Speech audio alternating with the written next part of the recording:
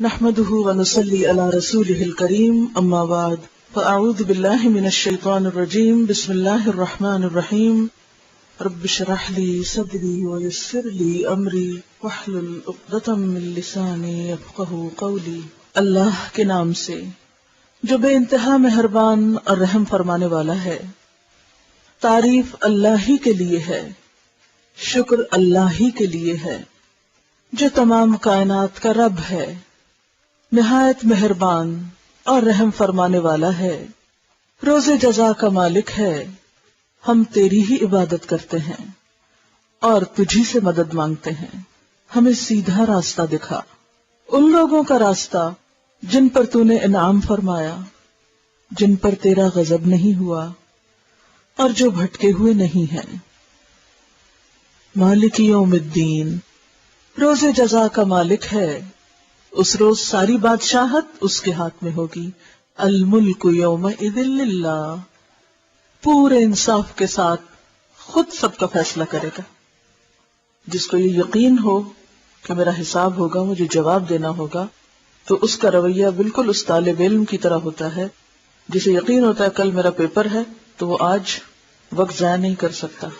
امتحان سے ایک دن پہلے کوئی بھی وقت ضائع نہیں کرتا اور کوئی بھی کھیل تفریح میں وقت نہیں گزارتا۔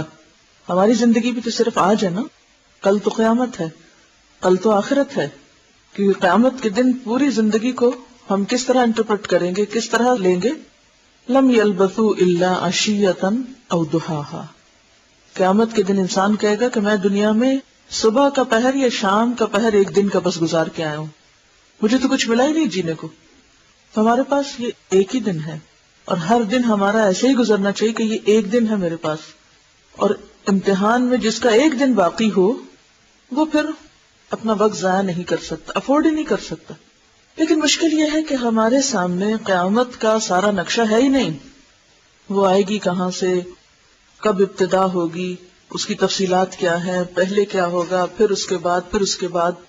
تو اس لیے مناسب معلوم ہوتا ہے کہ ہم اس تذکرے کو دہرا لیں کہ آغاز قیامت سے لے کر انجام تک پہنچنے میں ہمیں کن کن مرحلوں سے گزرنا ہے، کیا کیا ہمیں دیکھنا ہوگا۔ تو اس کے لیے میں نے اس کتاب کا انتخاب کیا ہے، اقبال کیلانی کی کتاب ہے قیامت کا بیان۔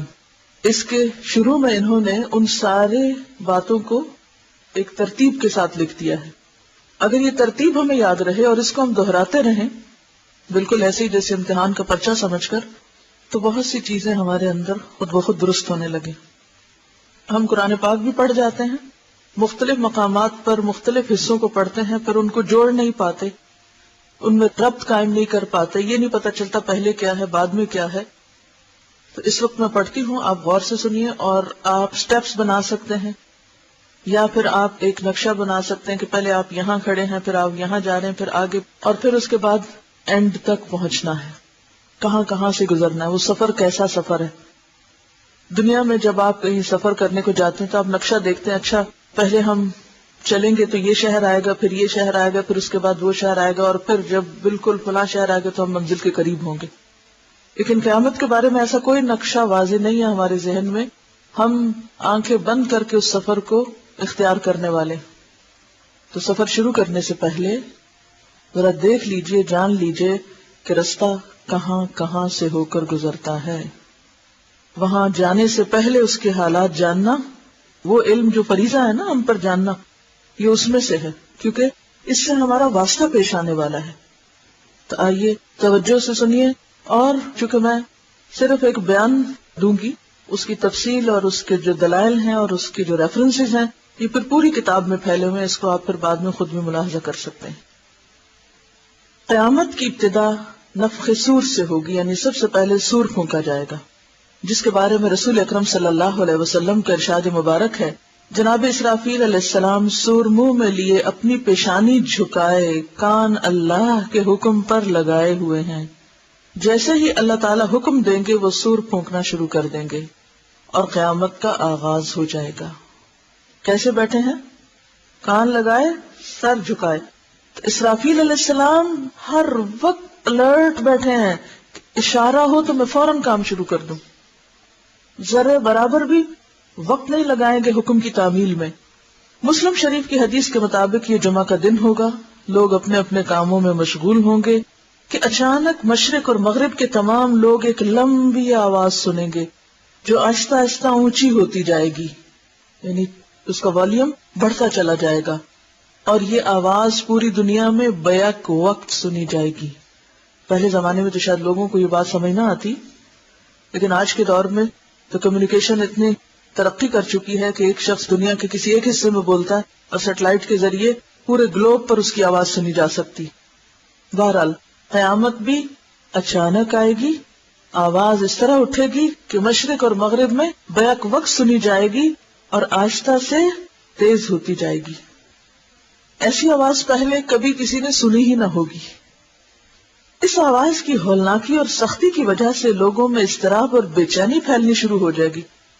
جب سور کی آواز بجلی کی کڑک کی طرح شدت اختیار کر جائے گی تب لوگ مرنا شروع ہو جائیں گے، کیونکہ انسان ایک خاص لیول سے اونچی آواز سن ہی نہیں سکتے، موت واقع ہو جاتی انسان کی۔ جو آدمی جہاں ہوگا وہیں گر پڑے گا، جہاں ہوگا وہیں گر پڑے گا۔ جیسے جیسے سورہ اسرافیل بلند ہوتی چلی جائے گی ویسے ویسے نظام کائنات درہم برہم ہونا شروع ہو جائے گا۔ صرف زمین نہیں، باقی ستاروں، سیاروں، گیلیکسیز، سٹارز، ان سب تک یہ آواز جائے گی اور سب کا نظام درہم برہم ہوگا۔ زمین آندھی میں ہچکولے کھانے والی قندیل کی طرح زلزلوں کی زد میں آ جائے گی۔ جیسے چراغ جلتا ہے نا تو اس کا جو شعلہ ہوتا ہے، ہوا چلے تو شعلے کو کیا ہوتا ہے، خوب ہلتا ہے، تو زمین بھی اس طرح ہچکولے کھائے گی، پوری زمین۔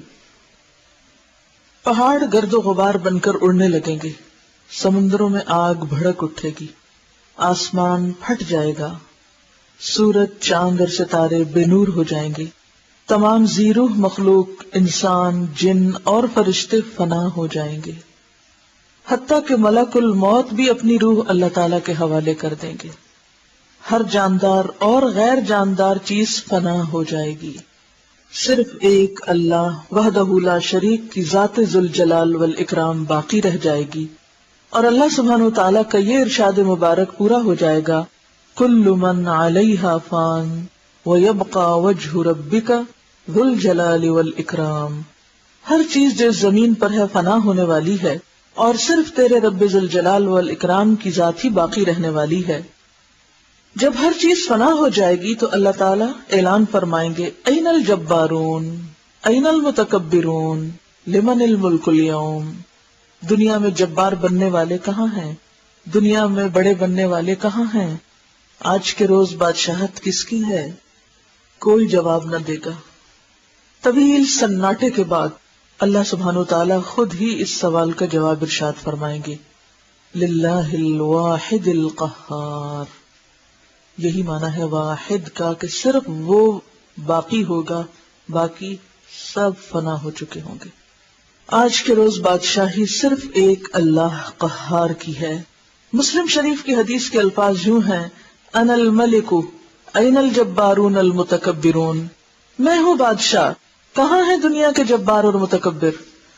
ایک طویل مدت جس کا علم اللہ سبحانہ وتعالیٰ کو ہے سکوت اور سناٹے میں گزر جائے گی، خاموشی، پن ڈراپ سائلنس۔ پھر جب اللہ تعالیٰ چاہیں گے نئے سرے سے آسمان، زمین اور فرشتوں کو پیدا فرمائیں گے۔ نئی زمین میں عمارتوں، درختوں، پہاڑوں اور سمندروں کا نام نشان تک نہیں ہوگا، بلکہ وہ سفید، ہموار اور چٹیل میدان ہوگی جو اپنے رب کے نور سے خوب روشن ہو جائے گی، بالکل سفید شیٹ کی طرح، اسٹریٹ، ہموار اور چمکدار۔ انسانوں کو دوبارہ پیدا کرنے کے لیے آسمان سے ایک بارش نازل ہوگی، جس کے نتیجے میں ہر انسان کی ریڑھ کی ہڈی سے پورا انسانی ڈھانچہ تیار ہو جائے گا۔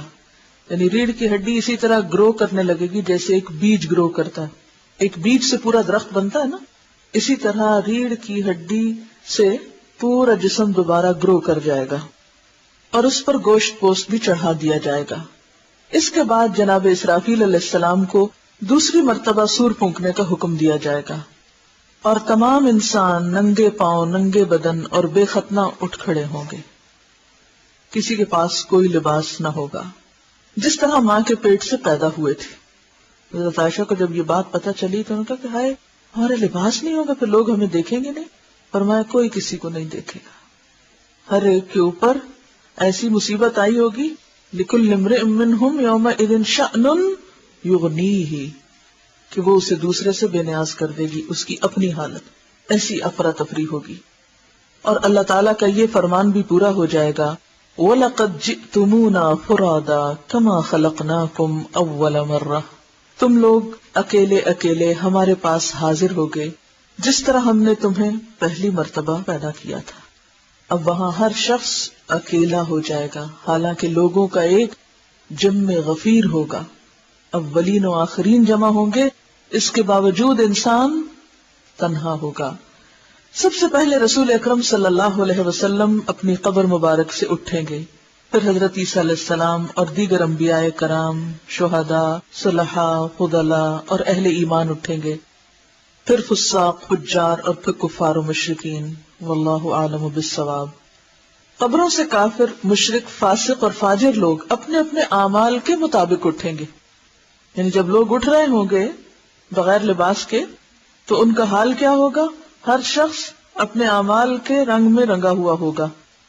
کوئی اندھا جو دنیا میں اندھا بن کے رہا بغیر سوچے سمجھے زندگی بسر کی، کوئی بہرا جس نے حق سنا ہی نہیں یہاں، کوئی لنگڑا، کوئی چیونٹی کی شکل میں جو متکبر ہوں گے، کوئی سر کے بال اٹھے گا، یعنی سر نیچے ٹانگیں اوپر۔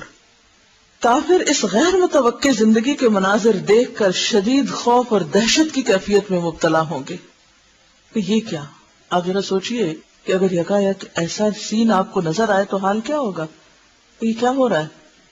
آنکھیں پتھرائی ہوئی ہوں گی، دل کانپ رہے ہوں گے، کلیجے منہ کو آئے ہوں گے، کوئی غم گسار اور مددگار نہ ہوگا، نہ ہی کوئی کسی دوسرے کی طرف دیکھنے یا دھیان دینے والا ہوگا۔ اہل ایمان بھی اپنے اپنے ایمان اور اعمال کے مطابق قبروں سے اٹھیں گے۔ شہید اپنی شہادت کے تازہ بہتے ہوئے خون کے ساتھ اٹھے گا۔ حالت احرام میں فوت ہونے والا حاجی تلبیہ پکارتے ہوئے اٹھے گا، لبیک اللہم لبیک کہتے ہوئے اٹھے گا۔ اہل ایمان کے لیے دوبارہ زندگی خلاف توقع نہیں ہوگی، ان کو پتا ہوگا کہ یہ ہمیں بتایا جا چکا، ایسا تو ہونا ہی تھا، لہٰذا ان پر خوف اور دہشت کی وہ کیفیت طاری نہیں ہوگی جو کفار اور مشرکین پر ہوگی، کیونکہ ان کے لیے سب کچھ ان ایکسپیکٹڈ ہوگا، انہوں نے کبھی زندگی میں سوچا ہی نہیں، انہیں پتہ ہی نہیں تھا کہ یہ بھی ہونا ہے۔ تو قصوروار کون ہے؟ جن کے پاس یہ ساری معلومات ہیں اور وہ ان تک نہیں پہنچاتے۔ قبروں سے اٹھتے ہی ہر انسان پر 2 فرشتے مقرر کر دیے جائیں گے۔ اب آپ سوچئے کہ اٹھا ہوا شخص نمبر 1 اپنے عمل کے مطابق ہے، نمبر 2 بے لباس ہے، نمبر 3 دل کی کیفیت بھی عمل کے مطابق ہے، اور پھر ابھی اٹھ کے کھڑا نہیں ہوا کہ 2 فرشتوں نے آ پکڑا جو اسے میدان حشر میں پہنچا دیں گے۔ یاد رہے ملک شام کا علاقہ میدان حشر ہوگا، لوگوں کو اپنی اپنی قبروں سے اٹھ کے وہیں پہنچنا ہوگا، کوئی کہیں بھی مرا ہوگا دفن ہوگا، وہاں سے سب چل کے وہاں پہنچیں گے۔ کفار میں سے جو لوگ اپنی قبروں سے اندھے اٹھیں گے وہ ٹھوکریں کھاتے گرتے پڑتے وہاں پہنچیں گے۔ جو لوگ چیونٹیوں کے جسم میں اٹھیں گے وہ لوگوں کے پاؤں تلے روندے اور کچلے جا رہے ہوں گے۔ جو سر کے بل اٹھیں گے وہ انتہائی ذلت اور رسوائی کے ساتھ یہ سفر طے کریں گے۔ بعض کافروں کو آگ ہانک کر میدان حشر میں لے جائے گی، کافر جہاں کہیں تھک کر رکیں گے آگ بھی رک جائے گی، جہاں چلیں گے آگ بھی ان کے ساتھ چلنا شروع کر دے گی۔ اب آپ خود سوچیں کہ آپ چل رہے ہوں اور پیچھے سے ایسی کوئی بلا آ رہی ہو تو کیسے رک سکتے ہیں؟ اہل ایمان بھی اپنے اپنے عقائد اور اعمال کے مطابق حشر میں پہنچیں گے۔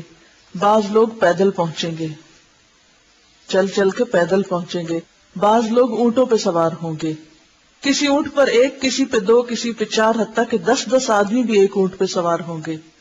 ساری مخلوق چپ چاپ دم سادے ایک ہی ڈائریکشن پہ جا رہی ہوگی، کسی کو اونچی سانس لینے کی مجال نہ ہوگی کہ وہ ہاں کر کے اپنے اندر کا غبار ہی نکال سکے، نہیں اتنا خوف ہوگا۔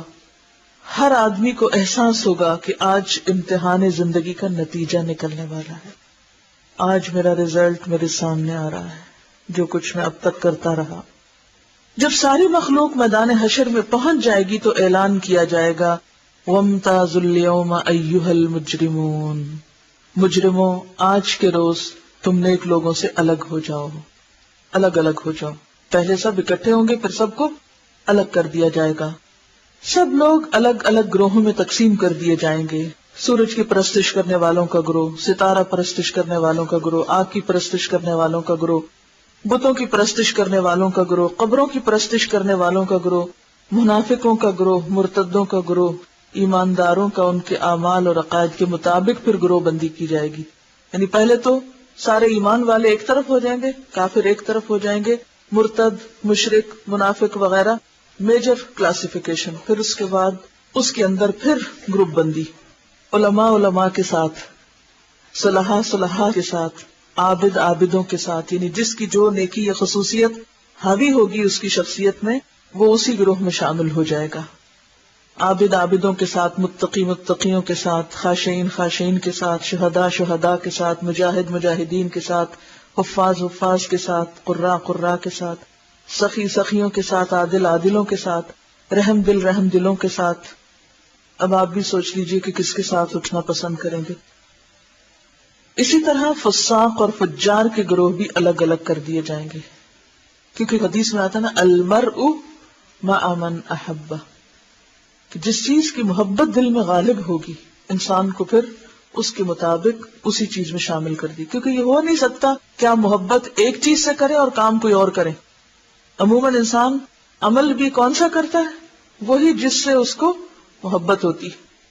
اب فاسق و فاجر یعنی بظاہر کلمہ گو لیکن عمل کچھ نہیں، ان کے بھی الگ گروہ، بے نمازوں کے ساتھ، بے روزوں کے ساتھ، مانعین زکوٰۃ کے ساتھ، والدین کے نافرمانوں کے ساتھ، قاتلوں کے ساتھ، ڈاکوؤں کے ساتھ، شرابیوں کے ساتھ، زانیوں کے ساتھ، سودخوروں کے ساتھ، رشوت خوروں کے ساتھ، ظالموں کے ساتھ، غاصبوں کے ساتھ، خائنوں کے ساتھ، کفار سے مشابہت اختیار کرنے والے انہی کے ساتھ.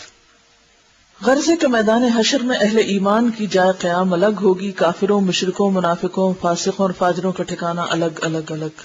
وامتازوا اليوم ایھا المجرمون. میدان حشر میں لوگ ننگے پاؤں اور ننگے بدن ہوں گے. سورج 1 میل کے فاصلے سے آگ برسا رہا ہوگا، سورج قریب آ جائے گا. زمین دہک رہی ہوگی، جسم سورج کی آگ میں جل رہے ہوں گے، زمین پر پاؤں رکھنے مشکل ہوں گے. تپتی دھوپ میں پاؤں رکھنا کتنا مشکل ہوتا ہے زمین پہ. دور تک کہیں سایہ نظر نہ آئے گا. لوگ اپنے اپنے عقائد اور اعمال کے مطابق پسینے میں شرابور ہوں گے. کسی کو ٹخنوں تک، کسی کو پنڈلی تک، کسی کو گھٹنوں تک، کسی کو زانوں تک، کسی کو کمر تک پسینہ آیا ہوگا. کوئی سینہ اور گردن تک پسینے میں ڈوبا ہوگا، سینے اور گردن تک پسینے میں. کفار اور مشرکین کو منہ میں پسینے کی لگام آئی ہوگی، یعنی منہ تک آ رہا ہوگا. بعض پسینے میں ڈبکیاں کھا رہے ہوں گے. بھوک اور پیاس کی شدت سے لوگوں کا برا حال ہوگا. بھوک، پیاس اور گرمی کی شدت کی حالت میں لوگ 50,000 سال تک کھڑے رہیں گے. تنگ آ کر اللہ تعالیٰ سے دعا کریں گے، یا اللہ ہمیں اس مصیبت سے نجات دلا، خواہ جہنم میں بھیج دے. دیکھیے جنت اور جہنم بعد میں ہے، لیکن میدان حشر میں بذات خود کھڑے ہونا ایک الگ مصیبت کی بات ہے. ہاں اگر آپ نیک ہیں، اچھے عمل کرنے والے ہیں، آپ کو عرش الہی کا سایہ نصیب ہو سکتا ہے، لیکن وہ ان لوگوں کو نہیں نصیب ہوگا جنہوں نے وہ عمل کیے ہی نہیں ہوں گے. اب یہ تو نہیں ہو سکتا نا ایک شخص نے کام کیا نہیں اور وہ کہے مجھے بھی وہ سایہ دے دو، میں بھی وہاں جانا چاہتا ہوں. آپ نے ٹکٹ لیا ہی نہ اور آپ کہیں مجھے بھی انٹر ہونا ہے. دنیا میں تو ایسا نہیں ہوتا، تو وہاں کیسے ہوگا؟ یہ طبرانی کی روایت ہے کہ جس میں آتا ہے کہ یا اللہ ہمیں اس مصیبت سے نجات دے، خواہ جہنم میں بھیج دے. یاد رہے آج سورج کا ہماری زمین سے فاصلہ 9,30,00,000 میل ہے. اس کے باوجود جون جولائی میں زمین اس قدر گرم ہو جاتی ہے کہ 1 منٹ کے لیے اس پر ننگے پاؤں کھڑے ہونا مشکل ہوتا ہے. تو سوچئے کہ اس روز پھر زمین کا حال کیا ہوگا جب سورج بھی اتنا قریب آ جائے گا. اب لوگ بے حد تنگ ہو رہے ہوں گے، لاچار ہو کر لوگ حضرت آدم علیہ السلام کی خدمت میں حاضر ہوں گے. عرض کریں گے اللہ تعالیٰ نے آپ کو اپنے ہاتھ سے بنایا، اپنی روح پھونکی، فرشتوں سے سجدہ کروایا، جنت میں جگہ دی، آج آپ ہمارے لیے سفارش کرا دیں کہ اللہ تعالیٰ حساب شروع کر کے ہمیں حشر کی تکلیف سے نجات دے. حضرت آدم فرمائیں گے آج میرا رب اس قدر غصے میں ہے کہ اس سے پہلے کبھی نہ ہوا اور نہ آئندہ ہوگا. تو سب سے زیادہ غضبناک اللہ تعالیٰ کس دن ہوں گے؟ حشر کے دن. نہ اس سے پہلے کبھی اور نہ اس کے بعد. وہ کہیں گے مجھ سے جنت میں اللہ تعالیٰ کی نافرمانی ہو گئی تھی، جس کی وجہ سے مجھے اپنی جان کی فکر ہے، لہٰذا میں سفارش نہیں کر سکتا، تم لوگ نوح علیہ السلام کے پاس چلے جاؤ۔ وہ نوح علیہ السلام کی خدمت میں حاضر ہوں گے اور اپنا مدعا بیان کریں گے۔ نوح علیہ السلام بھی یہی کہیں گے، آج میرا رب اتنے غصے میں ہے کہ اس سے پہلے کبھی اتنا غصہ میں نہ آیا اور نہ اس کے بعد آئے گا۔ میں نے دنیا میں اپنی قوم کے لیے بد دعا کی تھی جس کے نتیجے میں وہ ہلاک ہوئی، آج مجھے اپنی جان کی فکر ہے، میں سفارش نہیں کر سکتا، تم ابراہیم خلیل اللہ کے پاس چلے جاؤ، وہ سفارش کریں گے۔ لوگ ابراہیم علیہ السلام کی خدمت میں حاضر ہوں گے اور عرض کریں گے، آپ اللہ کے نبی اور اس کے خلیل ہیں، اپنے رب کے حضور ہماری سفارش کرا دیں۔ آپ دیکھ رہے ہیں ہماری کیا حالت ہو رہی ہے۔ ابراہیم علیہ السلام بھی وہی بات فرمائیں گے جو حضرت آدم علیہ السلام اور نوح علیہ السلام نے کہی تھی، آج میرا رب اس قدر ناراض ہے، اس سے پہلے کبھی اتنا ناراض نہیں ہوا اور نہ اس کے بعد ہوگا۔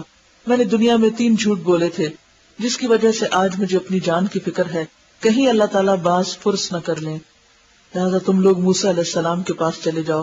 لوگ موسیٰ علیہ السلام کی خدمت میں حاضر ہوں گے اور عرض کریں گے، اللہ تعالیٰ نے آپ سے ہم کلام ہو کر سارے لوگوں پر آپ کو فضیلت دی، آپ دیکھ رہے ہیں ہماری کیا حالت ہو رہی ہے، آپ اپنے رب کے حضور ہماری سفارش کر دیں۔ موسیٰ علیہ السلام فرمائیں گے، آج تو میرا رب اس قدر غصے میں ہے کہ اس سے پہلے کبھی ہوا نہ بعد میں ہوگا۔ میں نے دنیا میں ایک آدمی کو قتل کر دیا تھا جس کی وجہ سے مجھے اپنی جان کی فکر ہے، لہذا میں سفارش نہیں کر سکتا، تم لوگ عیسیٰ علیہ السلام کے پاس چلے جاؤ۔ لوگ عیسیٰ علیہ السلام کے پاس حاضر ہوں گے اور عرض کریں گے، آپ اللہ کے رسول اور اس کا فرمان ہے اور اللہ کی روح ہیں، آپ دیکھ رہے ہیں ہماری کیا حالت ہو رہی ہے، اپنے رب سے ہمارے لیے سفارش کر دیں۔ عیسیٰ علیہ السلام بھی وہی جواب دیں گے، آج میرا رب اس قدر غصے میں ہے کہ اس سے پہلے کبھی ہوا نہ آئندہ ہوگا، تم لوگ محمد صلی اللہ علیہ وسلم کے پاس چلے جاؤ، وہ تمہاری سفارش کریں گے۔ لوگ سید الانبیاء رحمت للعالمین شفیع المذنبین کی خدمت میں حاضر ہوں گے اور عرض کریں گے، آپ اللہ کے رسول اور خاتم الانبیاء ہیں، اللہ نے آپ کے اگلے پچھلے سارے گناہ معاف کر دیے، آپ دیکھ رہے ہیں ہماری کیا حالت ہو رہی ہے، اپنے رب کے حضور سفارش کیجئے کہ وہ ہمارے حساب کتاب کا آغاز فرمائے۔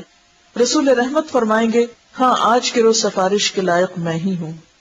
چنانچہ آپ صلی اللہ علیہ وسلم کو میدان حشر سے شفاعت کے بلند ترین مقام محمود پر پہنچا دیا جائے گا۔ شفاعت کے لیے آپ کہاں تشریف لے جائیں گے؟ مقام محمود، جو جنت میں عرش الہی کے نیچے ہوگا۔ وہاں پہنچ کر آپ صلی اللہ علیہ وسلم اپنے رب کے حضور سجدے میں گر پڑیں گے اور اللہ تعالیٰ کی حمد و ثنا کریں گے۔ پھر جب اللہ تعالیٰ کا غصہ کم ہوگا تو اللہ تعالیٰ ارشاد فرمائیں گے، اے محمد سر اٹھاؤ اور سوال کرو، دیے جاؤ گے، سفارش کرو، قبول کی جائے گی۔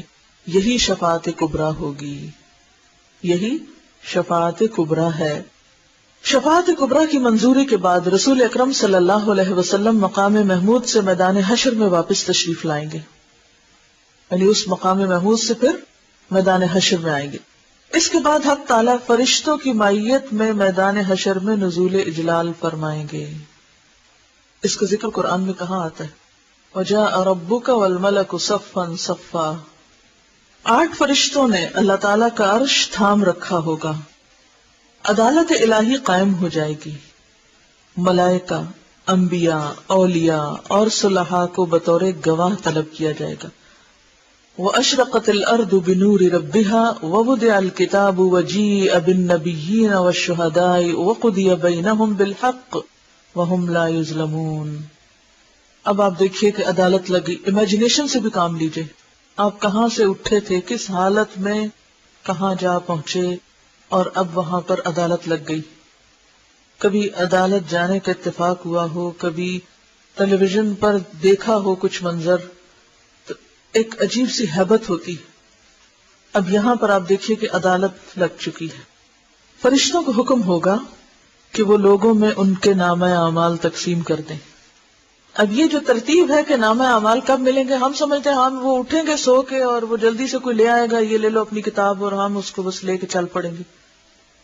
ترتیب نہیں پتا کہ کون سی چیز کہاں ملے گی اور کب کیا کام ہوگا، یہ ترتیب جاننا بے حد ضروری ہے۔ سب لوگ آ کھڑے ہوئے ہیں، اب فیصلہ ہونے لگا ہے۔ اس سے پہلے کیا کہا جائے گا؟ اعمال نامے اب تقسیم کر دیے جائیں۔ اہل ایمان کو سامنے کی طرف سے دائیں ہاتھ میں نامہ اعمال دیا جائے گا، کفار و مشرکین کو پشت کی طرف سے بائیں ہاتھ میں نامہ اعمال دیا جائے گا۔ اعمال نامے پہ نظر ڈالتے ہی ہر آدمی کے سامنے اس کی ساری زندگی کا کچا چٹھا سامنے آ جائے گا. جو کچھ اب تک آپ نے کیا ہے اور جو آئندہ زندگی میں موت تک کریں گے وہ سارا کچھ اس کتاب میں لکھا ہوا ہوگا. سوچیں آپ کے دن اور راتیں کہاں گزرتی ہیں اور کیسے گزرتی ہیں. یہی البم ہے جس کی تصویریں کل آپ کے سامنے آئیں گی. بھولے بسرے ماضی کی ساری یادیں تازہ ہو جائیں گی. اہل ایمان کے روشن چہرے کچھ اور بھی روشن اور تر و تازہ ہو جائیں گے اور وہ خوشی خوشی دوسروں کو اپنا نام اعمال دکھائیں گے. اب جان میں جان آئے گی. جب اچھے اچھے کام جن لوگوں نے کیے ہوں گے وہ فوراً شیئر کرنا شروع کر دیں گے. ہاں اقرؤ کتابیہ، لوگوں آؤ میرا نام اعمال پڑھو. کیا واقعی ہمارے اعمال ایسے ہیں دنیا میں کہ جو ہم کہیں بھی رکھ سکتے ہو، کسی کو بھی دکھا سکتے ہو؟ اگر آج دنیا میں ہم ایسے کام کرتے ہیں نا جو ہم کسی کے سامنے نہیں کر سکتے یا کسی کو دکھا نہیں سکتے، تو یاد رکھیے قیامت کو بھی نہیں دکھا سکیں گے. اپنے آپ سے سوال کیجیے کیا میرے عمل ایسے ہیں کہ میں دوسروں کو دکھا سکوں؟ وہ کتنے کام ہیں کہ جن کو کرتے ہوئے مجھے یہ ڈر لگتا ہے کسی نے دیکھ لیا تو پھر کیا ہوگا، کسی کو پتا چل گیا تو کتنی بےزتی ہوگی. ڈرتے بھی ہیں تو صرف دنیا کے لیے اور صرف دنیا کی حد تک، کبھی نہیں سوچتے کہ وہاں کیا بنے گا. کفار و مشرکین کے چہروں کی سیاہی میں کچھ اور اضافہ ہو جائے گا. اور چہروں کی سیاہی کے بارے میں پیچھے آیت پڑھ چکے نا. جو لوگ تفرقہ بازی کا شکار ہوں گے اور جو حق آنے کے بعد بھی ضد اور عناد کا شکار رہیں گے، ذلت ان کے چہروں پہ چھا جائے گی. حسرت و ندامت سے وہ اپنے ہاتھوں کو چبائیں گے اور کہیں گے کاش میں اپنا نامہ اعمال نہ دیا جاتا. یا لیتنی لم اوت کتابیہ ولم ادر ما حسابیہ، کاش مجھے نہ پتا ہوتا یہ حساب کتاب کیا چیز ہے. کفار و مشرکین بار بار اپنے نامہ اعمال کو دیکھیں گے اور تعجب سے کہیں گے یہ کیسا عجیب و غریب نامہ اعمال ہے جس میں ہر چھوٹا اور بڑا عمل لکھا ہوا موجود ہے. یا ویلتنا ما لہذا الکتاب لا یغادر صغیرۃ ولا کبیرۃ الا احصاها. یہ کیا ہوا؟ کوئی بات بھی نہیں چھٹی، کوئی بات بھی. اعمال ناموں کی تقسیم کے بعد سوال جواب کا سلسلہ شروع ہوگا. اللہ تعالیٰ جس سے چاہیں گے بغیر کسی ترجمان کے براہ راست سوال کریں گے. اللہ تعالیٰ ڈائریکٹ پوچھیں گے. سب سے پہلے مشرکوں سے پوچھا جائے گا کہ انہوں نے شرک کیوں کیا. مشرک جواب دیں گے، انکار کریں گے، اللہ کی قسم کھا کے کہیں گے ہم نے تو کبھی شرک نہیں کیا. واللہ ربنا ما کننا مشرکین.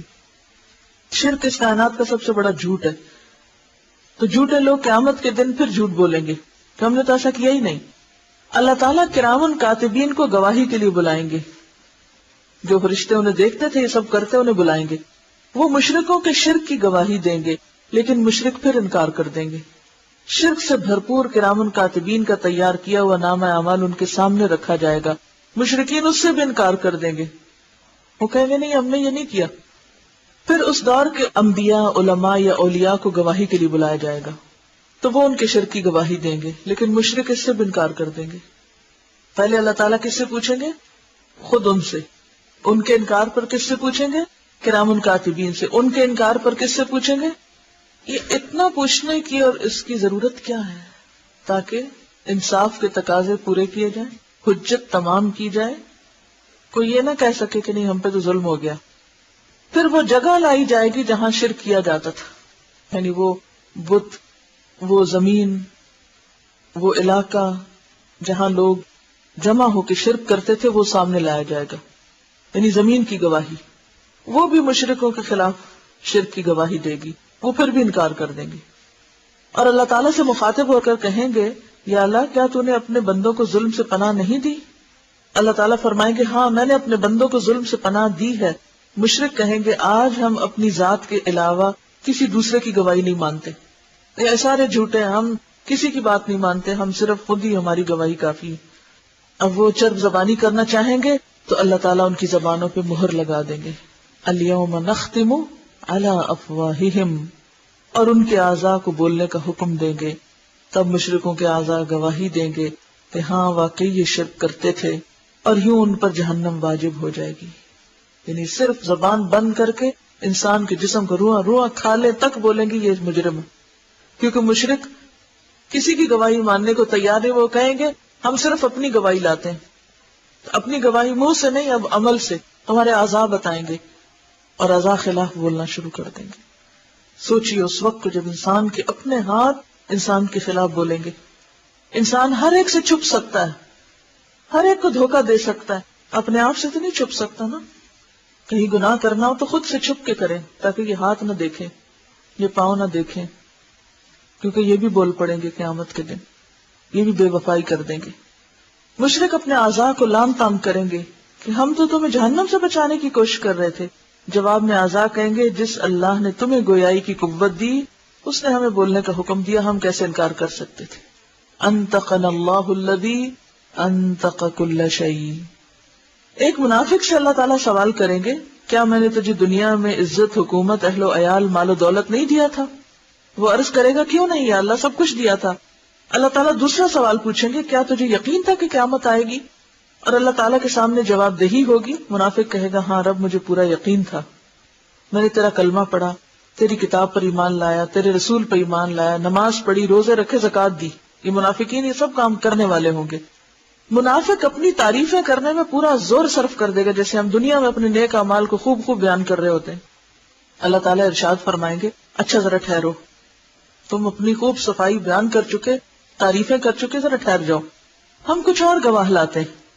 منافق اپنے دل میں سوچے گا میں نے تو مسلمانوں کے ساتھ مل کر نماز روزہ کیا، آج میرے خلاف کون گواہی دے گا؟ کسی کو نہیں پتا چلنے دیا میں نے کہ میں کون تھا، میں تو کسی کو پتہ ہی نہیں چلنے دیا، میرے خلاف کون؟ اللہ تعالیٰ اس کے منہ پہ مہر لگا دیں گے اور اس کی ران کو بولنے کا حکم دیں گے. ٹانگ کو کہیں گے بولو. چنانچہ اس کی ران، اس کے بدن کا گوشت، اس کے بدن کی ہڈیاں اور اس کے جسم کا رواں رواں اس کی منافقت کی گواہی دے گا کہ ایک طرف تو یہ نماز اور روزہ کرتا اور دوسری طرف یہ اور غلط کام کرتا تھا.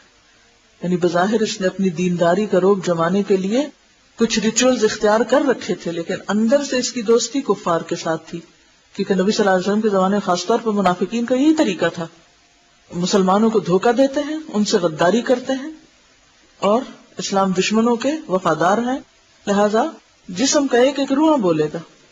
یا منافقت میں جو بھی انسان کام کرتا ہے ریاکاری اور دکھاوے کے لیے لوگوں کے سامنے بڑے نیک بنتا ہے اور جب تنہائی میں ہوتا ہے تو شیطان سے بھی برے کام کرتا ہے. یہ بھی منافقت ہے نا کہ سامنے کچھ پیچھے کچھ، لوگوں کے سامنے ان کی تعریف اور پیچھے بیٹھ کے ان کی جڑیں کاٹنا، سامنے خوشامد اور پیچھے مذاق اڑانا، یہ سب منافقت.